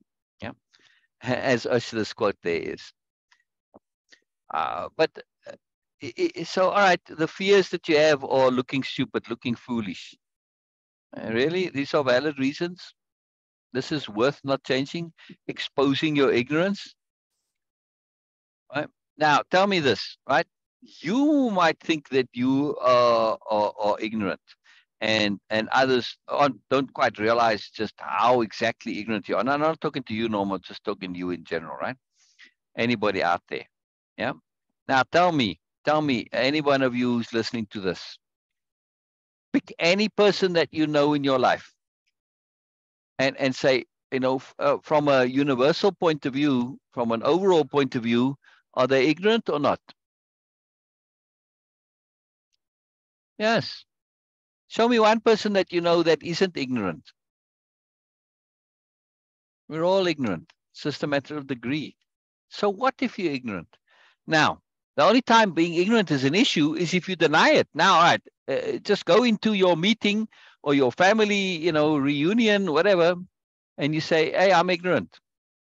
You know what? I came to realize, and people say, how have you been? Anything different in your life? I say, yeah, I've come to realize that I'm ridiculously ignorant. I actually thought I knew stuff and I don't know anything. I'm like totally ignorant. I'm like just like a baby inside. Wow, that's very spiritual. That's wonderful. What are you afraid of? And the only time you're going to be it's a problem is if you deny being ignorant and pretend you're not, and then get found out to be not ignorant. Well, stop pretending to be ignorant. Just acknowledge that you are, and the whole problem goes away. I mean, really try this, Norma. Next time you meet with people that you've known for a long time, just tell them, just say that out of the blue, out of nowhere. You know what? I've come to realize that I'm like ridiculously ignorant, more ignorant than I thought I was. Like I know nothing, and see what they say. I promise you, they're going to react very, very positively. Or they might say, well, yeah, we've always known that, and now it's okay. What else can they say after that? I mean, I doubt if they're going to say that, but it's possible. So my point is, we got to think these things through. When we think it through, not an issue. Beena is busy connecting. Ah, very good. Just in time. I was about to continue reading, and here Beena is. See, I was just jabbering. I was chatting with Norma. But I had an experiment that I was saying that why do people not change when they realize, like in the situation, right? That Ursula says that I had to change because I realized I could not, if I were to interact according to the me I have always been, it would just be inappropriate. Right? So she realizes that she's in a different reality now, in a different world, and she's got to either change or go back. I mean, she says, I could just write it out and go back to my world and carry on as if nothing had happened. But in order to do that, I'd have to lie to myself, and she doesn't want to lie to herself, right? This is now the dilemma is that she doesn't know how to act. At least it was the dilemma for a short period of time, and then she resolved the dilemma, right? So it's either go home and lie to myself or not interact on this world. But how do I interact? And the dilemma is how to interact. But I was saying that I see many people who come into a new situation and there's more than they had before, and they realize that their usual ways of interacting won't serve them here. So what do? They just leave and they go away and they just pretend like it never happened. In other words, lie to themselves, right? But what are they actually afraid of? Norma said, we're not sure of the end result, right? I asked the question, why don't we change when we recognize change is needed and is valuable? Uncertainty, fear of the result, not knowing what's going to happen. But I said, all right, let's just take fear of being exposed as being ignorant. I mean, that's typically the fear. Now, so I challenged Norma. I said, well, anybody who's listening to this, next time you meet with, family, friends, co-workers, anything, right? And the next people that you go with, just go up to them, and when you next interact, you sit down at dinner and say, you know what? I've come to realize I'm actually like completely ignorant. I don't mean like just like a little bit, no, like really, like I don't know anything. Like I really, really just know nothing. I'm hollow inside. I don't know nothing. I'm super ignorant. If you were to say that at your next family dinner, Beena, what would be the response of your family? They'd probably say, marvelous, Beena, that's a wonderful realization. That's very spiritual of you. That's very advanced, very aware, or something similar. My point is, when you acknowledge your ignorance, what do people say? Maybe they'll say, well, yeah, we've known that all your life. It's like, I'm glad you know it now too. Well, now you can interact without them having to pretend that you're not ignorant. And you've got that advantage, right? Where's the downside? The only downside is if you pretend not to be ignorant and then get found out to be ignorant, because now you get exposed for being a liar. That's the issue, not actually being ignorant. Being ignorant is not a fear. It's not a valid fear. If you go and confess to your ignorance, you're going to be treated positively, not negatively, right? Yes, but mostly I personally feel that the fear is not, yes, of course, it is also there, but underneath that being exposed, it is actually the waste of time. Nobody wants to acknowledge that waste of time that they have been spending, like, okay, very diligently, spending time to build, of course, not only a persona, but also the surrounding and the life they have created for themselves. And in that life, in that reality, they were the hero of their story, of course. And collapsing, not only that it is going to collapse, but the awareness of that it was all wasted. This is, people do try to avoid as much as they can. Some people, they don't have any ego issues into that, saying that, okay, yes, I was not aware. That is not a problem. I can say that, okay, oh yes, something I just found. They can find another sense of pride into that, oh, I have discovered a new way. So I can do this now. I'm doing this now. But the problem is that mostly what I have observed, that the feeling of that time wasted, that is something people do want to avoid, to be in that feeling. Right. Mostly. You're saying that they don't want to be in a situation where they have to acknowledge that their whole lives was essentially wasted. Yes. And they are aware, mostly people who are aware of that this is something that is going to throw out everything. So now the like the very it's a great point. It's a great point. In other words, you're saying they're pot committed. Yes, the very ideal mother that, oh, I have sacrificed my whole life just for my children, and I have done this, and I have done this, and now it turns out all to be a waste, like the people in the charity organizations who thought they were doing good but actually did harm. Yes, and then suddenly when they realize that, oh, it was even not needed. Yeah. So then my whole life of it was, yes, it's a waste.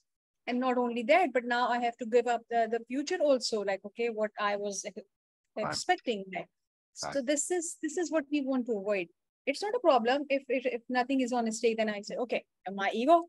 Oh, I have learned something new. Now I have discovered. So I'm going to do this. But the sense of waste and feeling, oh, that is horrible. Right. Yes. How to guarantee losing more money at poker when you are playing, when you're an amateur and you're playing with better players or playing with professionals? I'm going to give you a rule, a strategy. Right? How to guarantee losing more money than you need to lose. Yes. Adhere to the philosophy of being pot committed. This is a known poker term, to be pot committed. The pot is the money inside the pile that you're betting, right? That the communal pile there, that whoever wins the pot. That's called the pot. Yeah. Because I guess at some point they put a little pot there that you put the money into. Now, what happens when you pot committed? I'm playing and I bet. And I'm playing and I bet. And at some point I realize I don't have a winning hand because I was taking a chance. And, you know, I've got if everybody else has nothing, my little, you know, pair of single pair or whatever, it will win the pot. But if somebody's got just, it's the first hand that you can have in the ranking of hands, right? So if everybody else has got nothing and I bet, and then they all, typically what happens is, you know, they all throw in their cards. But now people start seriously betting, and there's 2, 3, 4 of them. It's like, oh, well, now you realize, hey, there are people who really got hands. They aren't all bluffing. However, it's gone 3 or 4 rounds, and I put a considerable amount into the pot already. At this point is when amateurs lose more money than they need to, because they pot committed. They cannot get out of the betting. They can't throw their hand away, because to throw their hand away is to throw away the money they've already invested. So they keep betting more, hoping that they're going to somehow get lucky. And of course, they never do. And so they lose more money than they need to do. But you are saying that in life, people don't change because of the same logic. They've put all this effort into their lives, and now they're just going to continue on that same, playing the hand that they have, and keep betting on the hand that they have, hoping it will turn out okay in the end. No, your hand is rubbish. It's junk. It's no good. Right? It's clearly demonstrated that it's no good. It's not like even in poker, where you can't see the other hand. In life, like in Ursula's case, it's like Biella and the new nobility are playing with their cards open. They say, hey, you know, we got, you know, royal flushes going on here, and you know, you've got a pair of 2s. That's it. You know, you got nothing. Yeah. Don't keep betting on your hand that you know is a losing hand. But this is why you're saying people don't change, because they don't think it through. They keep betting on, because they don't want to acknowledge and waste the investment of their lives up until that point. Well, all you're doing is guaranteeing losing more. Yeah. Yeah. Yeah. You change fast. Yes, I know you do, Norma. I know. I'm not talking to you, Norma. I'm sorry. I know you're in the conversation and you started, but I'm not specifically dealing with this to you. I'm making an abstract point of psychology. And I, like I said, I've seen this with many people who come, like they come to the live and they recognize it more and they never come back again.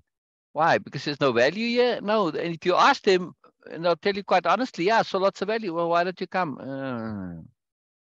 Well, then you'll hear all sorts of excuses. Now, that's one reason, the spot commitment to life.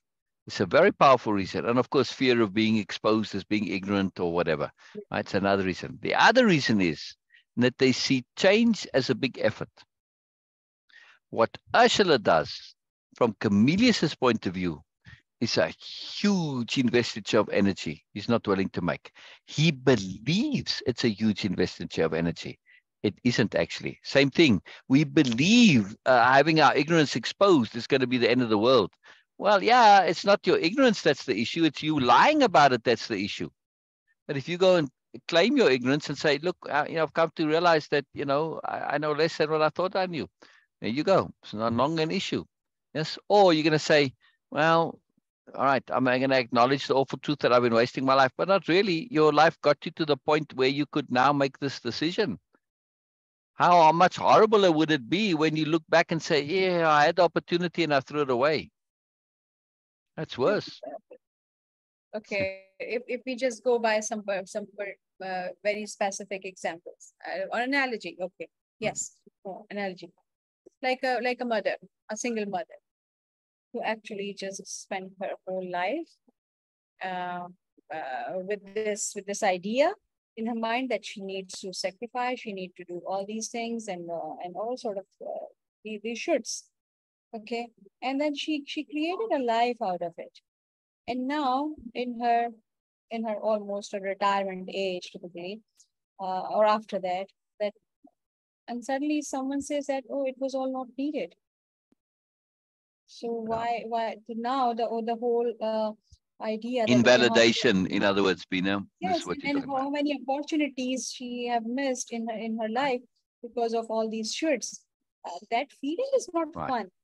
So yeah, but do you want to live a lie? Do you want to live a lie? Can you? This Yeah. is the problem. So then they, of course, they create some excuses for that. They don't consider it as a lie. They always have like, okay, we always have something other than that. So like, okay, right now I know that. Okay, Right. so it's not nothing new. Sometimes it is not practical. Sometimes it is that, okay, what's the difference it is going to make now? Right. Okay, I'm not into any ambition of changing the world anymore. I'm just living my life. Okay, so then what's the point to do to go through all that? And yes, okay, I have suffered a lot. So finally, I'm finding some peace, and now someone is coming and breaking all the peace I had, the nest I have created for myself. It is going to collapse. So it requires a lot of courage and bravery to get rid of all those things, and not everyone is able to, and sometimes, and most of the time, not willing to. I assume that everyone is able to, but maybe they are not aware of it. Maybe. Yeah. They, by saying they, I'm including myself into this. Oh So yeah. it's not. Oh yeah. Oh, me too. Me too. Note well.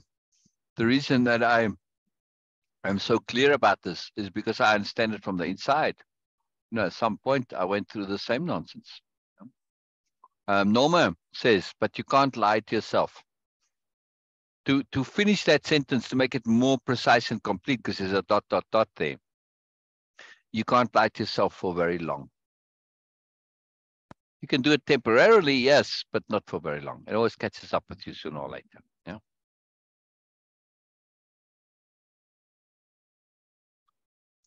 Is it Self really lies or cancer. is it really a case that we cannot lie to ourselves? So I'm saying we can, but there's no point to it, no value to it. It doesn't work. We believe it's going to work, but it doesn't really work. So it depends in which context you take that. In one sense, yes, you can. In another sense, yes, you can't. Yeah. Right? Depends how you mean it. I think some people really are, they end up convincing themselves. They say it so often and so loudly with so much energy, they retrain the brain. Exactly. But Exactly. even in those cases, Beena, there's some part of them that knows. And boy, you start getting close to touch that part, they'll start defending like crazy, which means there's a part of them that knows. Okay? You can't get rid of awareness. They know, they know, they know. Please, if you read more, Beena.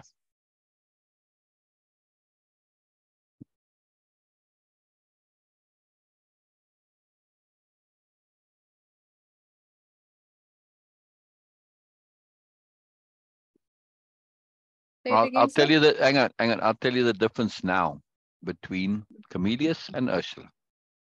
Okay. Why she can change and Camellius not. Ursula is willing to give up the superiority paradigm. Camellius is not. Simple as that. On Camellius's world, he's also a big shot. Yeah, but he's not a big shot only in terms of his title like Ursula was, but as to who he is. Right? A politician gets status from the position, not necessarily. Sometimes yes, but in general, just because I've succeeded in getting the position, your status doesn't come from who you are. Like in Camellia's case, his status comes from how much he knows, his knowledge, his ability to communicate, express himself, etc., right? So that's him. His status comes from being him, and this he does not want to give up. See, for him, there is a loss, at least perceived loss. He'll rather be the big fish in the little pond, right, than rather be a no fish in the Moreness pond, like Ursula now is. But that's just that thinking. Of course, it's nonsensical. It doesn't make any sense. And there's a part of him that is aware of this, but he's too cozy, and he's become very entrenched in his coziness. He doesn't want to give that up. Yeah. But then the excuse is, okay, mostly this is what I have observed, that that why this is specific thing. Okay, I'm doing something else on the, and yes, okay, I'm exploring something else. So this is not anything like, okay, I'm just saying that, okay, in any particular case, like, okay, yes, in this case, the way of impeccability. In someone else's case, it's something else. So the excuse mostly is that, okay, yes, okay, but I'm not comfortable with this, and I'm going to do something else. But what actually they never do, or they whatever they do is not complete, or at least not changing them, not transforming anything. So this also become an excuse. So what happened, clients? Yeah. Sorry. Carry What? on. No, I was laughing at Norma's comment there. Keep going. So this is what I'm saying, that mostly I have heard the excuse that, okay, why this is specific thing? Why the awareness, what you are sharing or what you are doing? I will find something else, or I have something else. But whatever they have, if that thing, that whatever this awareness is, if this was enough, would be enough to transform them, why they have mm, what is the word for that? Unsatisfaction. Yes. Why they still have that that superiority paradigm connected to them? Why this miserableness towards There's the key word, connected.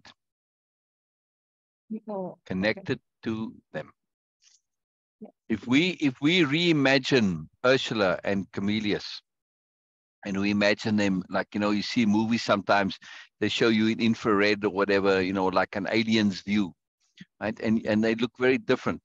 Now, if we see them as energy conglomerates with tentacles coming out of them, energy tentacles, like in your brain, right? When you see a picture of the brain, you see one node's connected to other, top, bottom, up, down, whatever, right? All connected there, yes?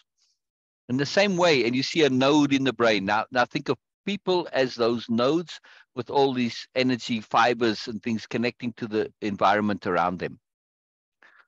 In Camillus's case, he has these energy fibers, and these connect across time and space, because in the energy world, there is no time and space. It's all just energy, right? So when you see him, you see lots of strands and fibers emanating from him, connecting to his world, right? And you can see that and understand that. But Ursula doesn't have this. Despite Ursula being so involved in the world, she's not energetically connected to it. She's not entrenched in it. She can let it go. Whereas Camillus is entrenched. That letting go of those energy connections, those binds, which coziness does for us, and habit does, and status does, and ego, and payoffs, and all the stuff. That's why people don't want to let go, because they realize that disconnecting takes energy. I asked the question, why don't we want to change? And we've come up with a whole bunch of answers. Here's another one. Because disconnecting from our entrenched connectivity takes energy. They don't want to do that. Yeah? Mm. Makes sense, Beena? Absolutely. And if you really look at Like all Ursula, other. I mean, just a little bit that we already know of Ursula, you can really see how she was never very deeply connected to it. She did it because, well, most the sort of thing to do, and she was just very good at doing it. She was just successful in terms of being thorough and diligent and appropriate. Okay. But she wasn't immersed in it. It wasn't really important to her. What was important to her was doing the best that she could in following the highest aspiration or goal or ambition. That was what was important to her. Turns out there's a higher one involved. Okay, thank you. Let go of the previous ones. Not a problem. Right? She's not entrenched in that. But Camillus, he said to Camillus, the highest goal is understanding. That's where it ends. He's come to prize understanding over anything else. Do the new nobility, as much as they prize understanding because of ADU, but do they say understanding is the peak? No, No. exactly. No. No. Understanding is a tool to get you to application, yes? Exactly. Right. But not for Camellius, you see. Yes. Yes. His entire life revolves around understanding, period. Yes. And it's devastating. He's so Okay. habitualized to understanding that even though he understands that he needs to act, he doesn't, because that's as far as it goes for him. It's horrible. Okay. Shall we Yeah, go ahead. continue reading? Yes, Read it please, for please, tomorrow. please. Okay. No, continue reading. Now we got lots Okay. of time. Yeah. Self-honesty has fortunately been one of my skills. I simply had to acknowledge the reality of the situation. And obviously, that massive change of some kind was in order. I was humbled. Truly, out of my element, feeling I had nothing to contribute. I guess I do. Everyone has, but not from the context I was expert at. I realized I could not engage with this world from the context of being that's appropriate or mine. But I asked myself, how would Biella fare on my world? Ursula shifted context somewhat, perhaps to relieve some self-imposed pressure. She looked Yes. at the Oh, group. pause there real They quick, knew her Beena. question to Beena? be rhetorical, but Yeah. one of which they were Beena, one being moment. Can you hear invited to me? supply the obvious answers. Also, No. yes, I wanted to pause there on this yes, point of Ursula saying, how would yes, Biella fare on her world? She yes, says, but I asked myself, how would Biella fare on my world?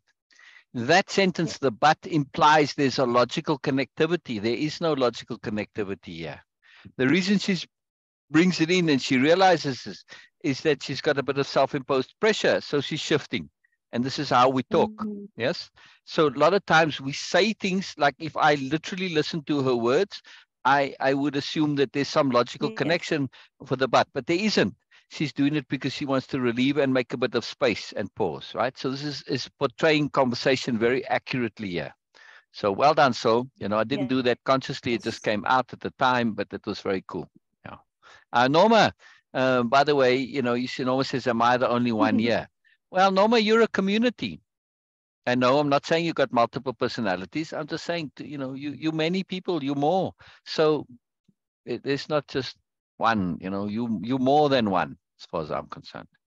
So it We doesn't all matter. are here, Mama. At least we all three are here. So, Exactly. But since I am all and everyone is me, what difference does okay. it make?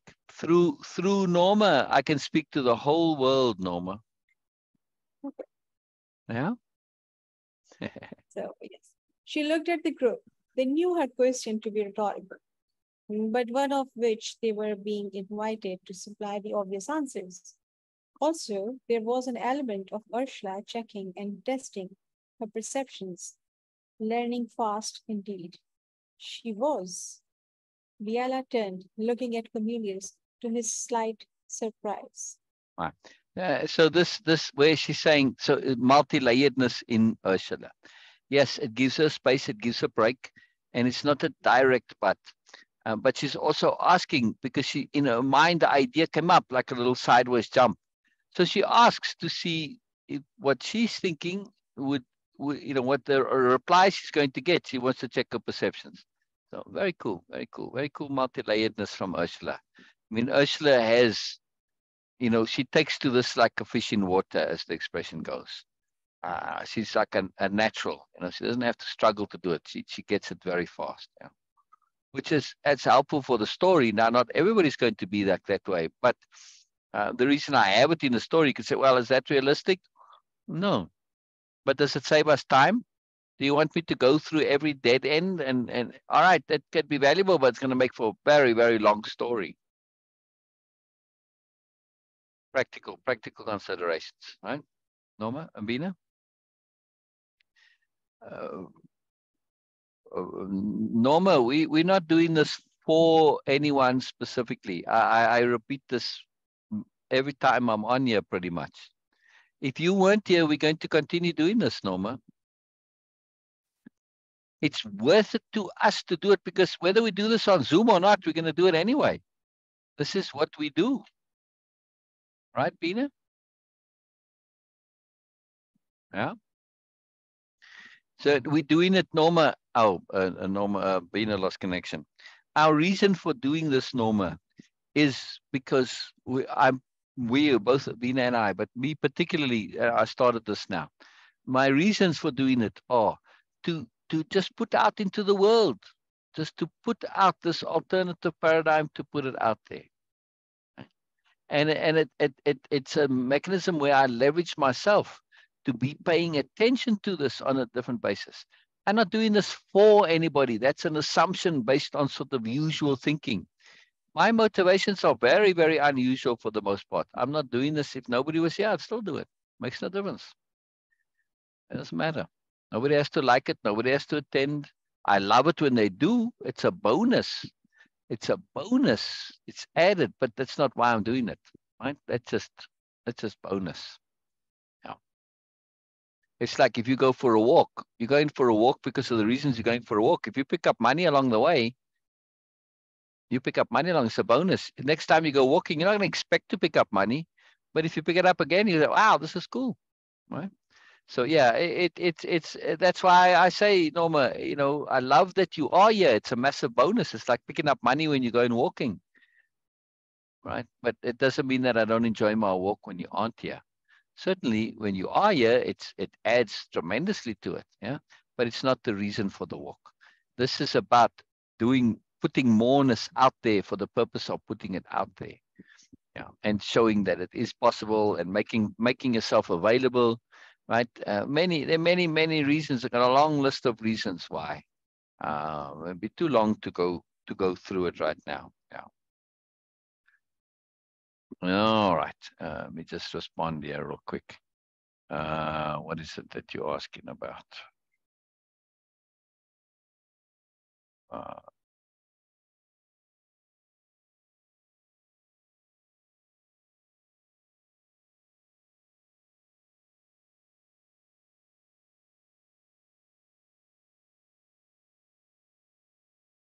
I'll be 1 second.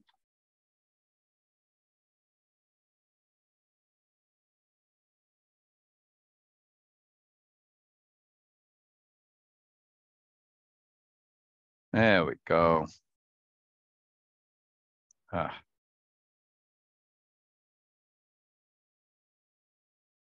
right. I see I am salt and pepper. Yes. And all other condiments you can think of as well. Just wonderful, Norma. You're just wonderful. A question connected to where he left. Oh, what is this? Oh, right. So, not so. Ursula asks, but I ask myself, how would Biella fare on my world? And Biella turns, looking to Camillus, in a queuing way, looking to him for an answer. The question connected to where he'd left off earlier. With his yes exclamation, he realized. She was so quick. He said ingloriously, then laughed, a great big laugh. Of course she would be fine. It is me who is the fish out of water, or at least in unaccustomed waters. Yes, I know I'm mixing things together, but you know what is going on. Ha, I am learning, he said with mixed emotions. I am learning. But, he said, glancing mischievously at Nora, and was rewarded with a giggle. But I suspect we'll be able to go there right now, as she is here right now. It would cause social havoc. He chuckled a touch wickedly at the thought. Yes, indeed, it would cause social havoc. Yes, indeed, Ursula picked up the thread again. Biella would be confounding. They wouldn't know what to make of her. She'd present a massive problem. As I was fond of saying, there are no equals in chicken land. I grew up very rural. The pecking order does not allow for equality, she explained. Only higher or lower in the order. On my world, it's the same. Biella would be evaluated in those terms. problematic because she is so utterly different to what they know.